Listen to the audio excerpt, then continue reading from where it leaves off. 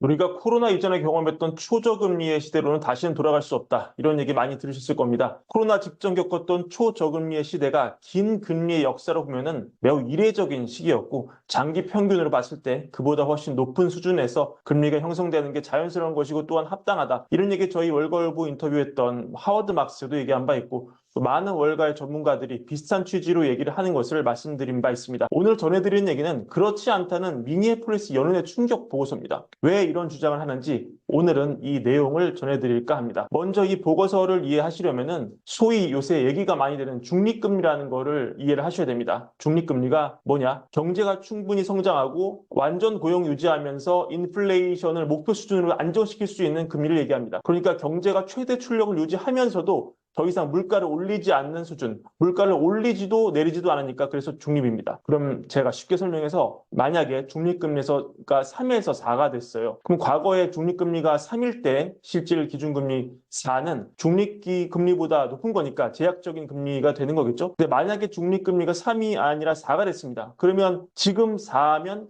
똑같이 4니까 같은 거잖아요. 그러니까 더 이상 제약적인 금리가 아니게 되는 거죠. 그래서 요새 많은 연준위원들, 그 전문가들이 중립금리가 올라갔으므로 지금 금리 수준이 제약적이 아닐 수 있다. 이렇게 얘기하는 건 이런 배경이 숨어 있는 겁니다. 자, 그러면 중립금리에 대해서 이해를 하셨으라고 믿고 중립금리가 어떤 때 오르는 거냐? 몇 가지 가정이 있습니다. 비용이 올라갈 때 중립금리 오릅니다. 이런 얘기 많이 나오잖아요. 세계화 시대가 끝났고 탈세계화 시대가 왔다. 지정학적 분쟁이 끊이지 않고 있다.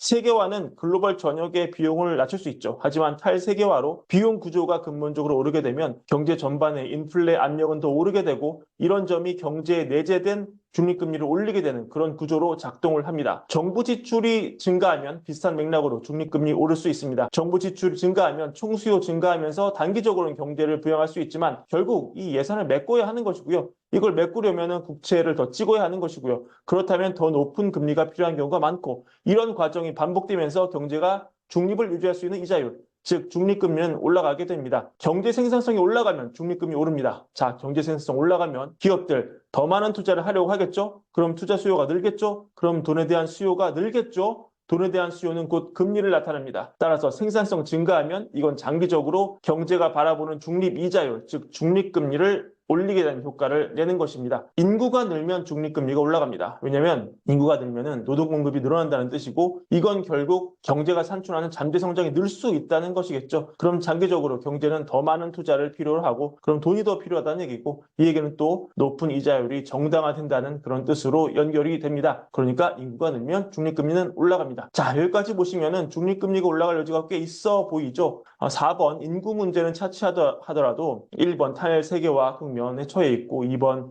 미국의 재정 적자는 역대 최고 규모고 해결될 기미도 사실 보이지 않고요. 3번 AI 열풍으로 경제 생산성 올라가는 것처럼 보이고 다 중립금리가 올라가는 요인처럼 지금 보입니다. 근데 왜 미니애폴리스 연은이 아니라고 하느냐? 그래프 함께 보겠습니다. 먼저 이 중립금리라는 게 사실 눈에 보이는 그런 개념은 아니에요. 수식으로 추정을 해서 사후적으로 알아내야 하는 그런 개념인데 장기적으로 중립금리 추이를 관찰해 보니 중립금리가 어떻습니까? 높아지는 게 트렌드가 아니더라. 중립금리가 꾸준히 떨어지고 있는 게 시대의 정신이더라. 그럼 왜 중립금리는 꾸준히 떨어지고 있을까? 앞서 말씀드렸던 생산성이 미국은 놀랍게도 꾸준히 하락하고 있다. 그래프 보시면 연간 기준으로 미국의 생산성이 꾸준히 하락하게 있는 것을 볼 수가 있습니다. 이 93년과 2002년 사이에 있는 가운데 있는 그래프죠. 이때 인터넷 열풍으로 잠깐 도약하긴 했지만 그거를 제외하고는 추세적으로 하락하고 있다. 그거는 2020년부터 23년 지금의 트렌드도 마찬가지다. 그러니까 AI 열풍은 인터넷만큼 생산성을 높이는 그런 엄청난 그 무엇이 아닐 것이라는 전제로 얘기를 한 것이겠죠. 거기에 더해서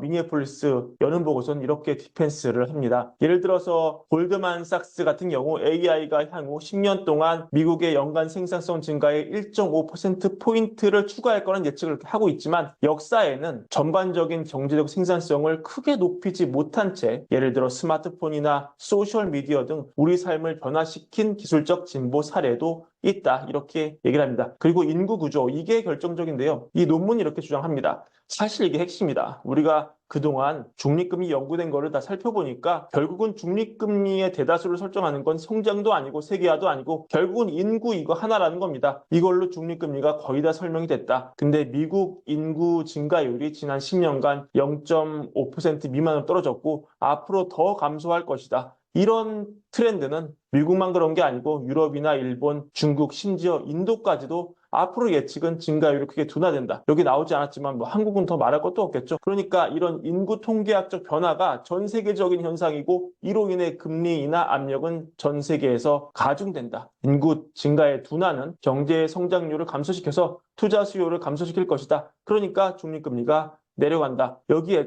추가로 태어난 아이들이 다들 오래 산다. 그래서 늙어서도 저축을 늘리고, 왜냐면 늙어서 돈을 써야 되니까요. 심지어 상속하려고 은퇴 후에도 저축을 한다. 미국의 노년층이. 자, 저축이 는다는 것은 그만큼 돈의 공급이 많다는 것이죠. 경제 내에서 사용 가능한 자금이 양이 늘어난다는 것입니다. 그러니까 이용 가능한 자금이 많아지면 자금의 가격이 이자율이 내려가는 구조입니다. 그래서 지금의 인구 증가율로는 다른 거 다 필요 없고 중립금리 내려갈 수밖에 없다. 이런 주장입니다.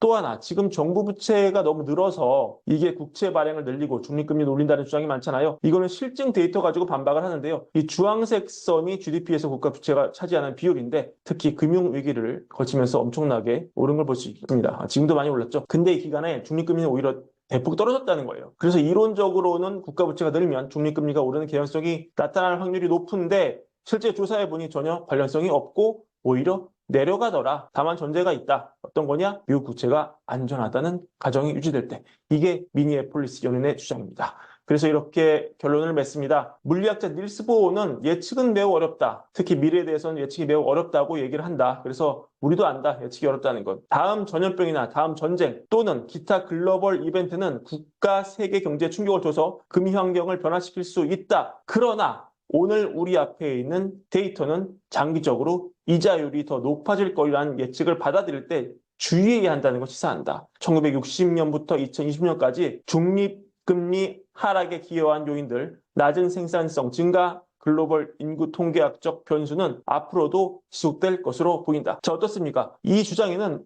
탈세계화에 따른 비용 구조 변화는 연구하지 않았다. 그리고 AI로 인한 생산성 향상 정도가 미미하다고 단정했다는 약점이 있지만 결국 이 연구는 인구 구조가 가장 큰 결정 변수이기 때문에 지금 전 세계는 금리가 내려갈 수밖에 없다. 이렇게 주장을 하는 것으로 크게 정리하시면 될 것 같습니다. 지금 또 오해하시면 안 되는 게 당장 제로금리 간다 이런 거 아닙니다. 그건 장기 트렌드 얘기죠. 지금 단기로만 보자면 기준금리 인하 속도 점점 느려질 것 같은데요. 최신 블룸버그 기사 하나 보시면 연준이 가장 중요하게 참고하는 PC 기준으로 이달 말에 나오는 데이터가 1년 중 가장 큰 폭으로 상승할 것 같다. 지금 추산해보니까 코어 PC 기준 0.4% 오를 것 같고 이거를 3개월, 6개월 단위로 연율화 해보니까 둘 다 12개월 기준 목표치 아래로 떨어졌다가 다시 2% 위로 반등할 각이다. 이렇게 추정하고 있습니다. 결국 PC마저 이렇게 나와버린다면 더더욱 연준은 금리 인하할 명분이 없죠. 그래서 최근 페드 와치 보시면 시장의 금리 인하 예측은 연준 점도표 중위값인 3번 이하에 머물러 있습니다. 이런 점 함께 참고하시면 좋겠습니다. 오늘도 브랜비어 시청해주셔서 감사드리고 구독과 좋아요도 함께 부탁드립니다.